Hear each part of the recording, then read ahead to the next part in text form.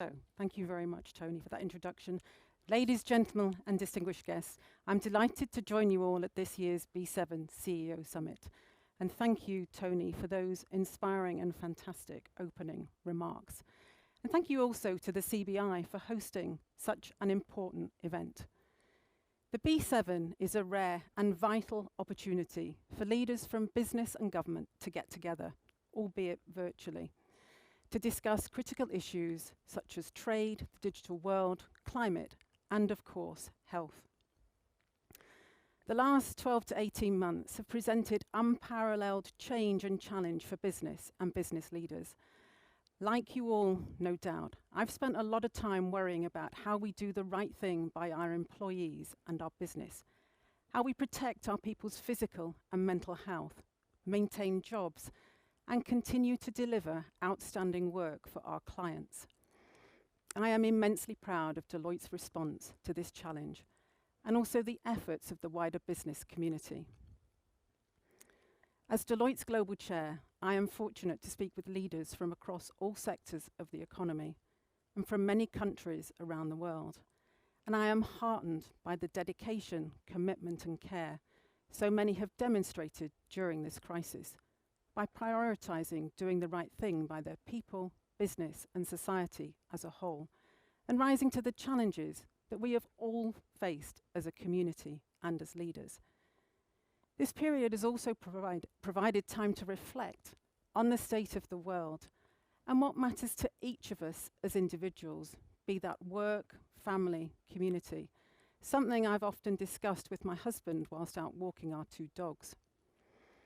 Now, if last year has taught us anything, it's that with collaboration and shared goals, business really can be a catalyst for change in the world. And it is in this spirit of optimism, hope, and collaboration that I would like to address the next great challenge for business, and something I care passionately about: climate change. The science is undeniable. Coupled with the extreme and devastating weather events that we increasingly see unfold around the world, climate change is now too serious to ignore. Simply being less bad is no longer good enough.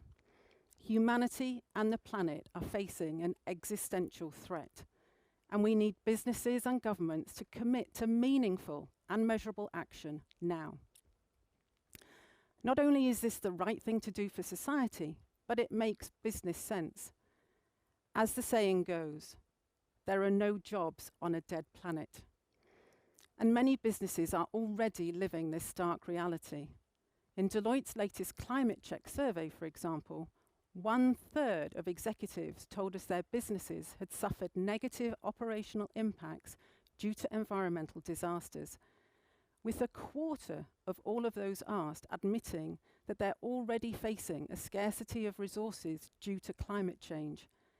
And if that does not drive action, then the demands of our current and future investors, consumers, and employees will. It's clear that climate action is no longer a request, but an expectation. According to Deloitte's annual survey of millennials and Gen Zs, who now make up over 80% of Deloitte's workforce globally, climate change is their #1 priority. So what can businesses do? I have 3 suggestions. The first is to get our own house in order.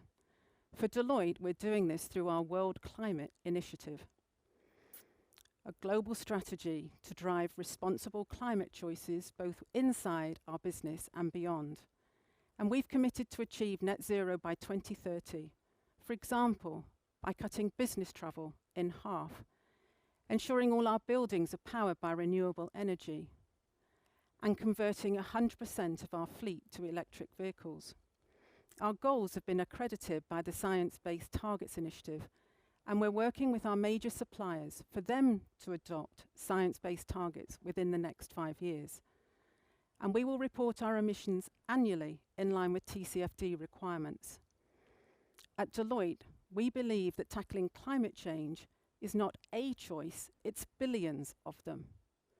The second step is to continue to invest in and scale innovations and technology that will curtail human impact on the environment.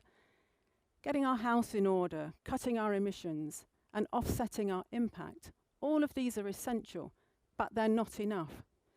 We need to embrace a more holistic and all-encompassing approach. Across the world, every sector and society must recognise the need for radical change.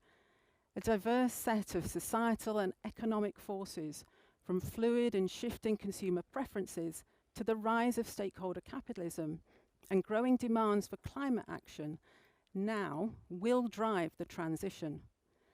Reaching net zero will require the global economy to be transformed beyond recognition, which means the synchronized transformation of multiple interdependent and interconnected systems, not just in the most obvious sectors like energy, but across mobility, construction, food, land use, consumer products, manufacturing, and the health and wellness sectors. To this end, the importance of investment and the role of the financial services sector cannot be underestimated. Finance is the spearhead that will drive this change and will allow every sector to adopt new technologies, processes, and business models to not only shape but thrive in the new world. But the single biggest thing that businesses can do is to collaborate, to retain the spirit of common purpose, which has been so evident over the last year, to keep talking, to learn from one another, to share information, data, and ideas, working together and with governments to drive the system changes that we all need to see. It's why events such as the B7 CEO Summit are so important. And as Paul Polman put it to me recently, the only way to solve this crisis is to come together in the spirit of radical collaboration, one that is based on trust, transparency, and accountability. Deloitte is committed to playing our part in facilitating and leading this collaboration. Our unique role in the ecosystem allows us to bring together business across industries and across geographies. For example, I'm very proud of our recent transactions in the US with Delta and American Airlines to procure sustainable aviation fuel to reduce emissions from our employee business air travel. The purchase agreements represent a combined life cycle emissions reduction of over 4,000 metric tons of carbon dioxide.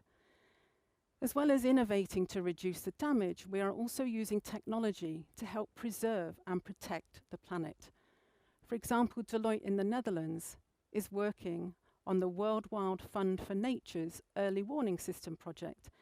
This system prevents illegal deforestation through an artificial intelligence solution that predicts where illegal deforestation will happen based on satellite images and other geographical data. Now, it's important to remember that the race to net zero is not a competition, and it will require businesses to work with their direct competitors. For the last 2 years, for example, Deloitte has been working with the World Economic Forum, International Business Council, and teams from across the Big Four to develop a consistent set of ESG metrics, with many of the IBC companies signing up to apply them, including Deloitte. Now, this is a really important step on the journey to a single global systemic solution for ESG reporting, which will ensure that businesses' contributions towards the Sustainable Development Goals can be measured in a consistent and comparable way, ultimately allowing investors, consumers, and employees to make better informed decisions about where to allocate capital, where to shop, and where to work. The challenges presented by the climate crisis are enormous, and they are many, and no country, industry, or organisation can solve them alone. Business, of course, needs the support of government through investment and regulation to make the necessary change. But business response to the pandemic over the last year has shown us what can be achieved through collaboration and focus. Several effective vaccines in mass production, rapid response to strained and sometimes broken international supply chains, and a complete transformation to a flexible model of working, all in just 12 months. As we look ahead to COP26, I am optimistic that as a business community, we can again rise to the challenge and tackle the threat of climate change. The last 12 months has allowed us to think about what we want the future to look like. So now is the time to ask ourselves what more we can do as a group, as human beings and business leaders, to create the kind of world that we want to leave behind for the next generation. Thank you.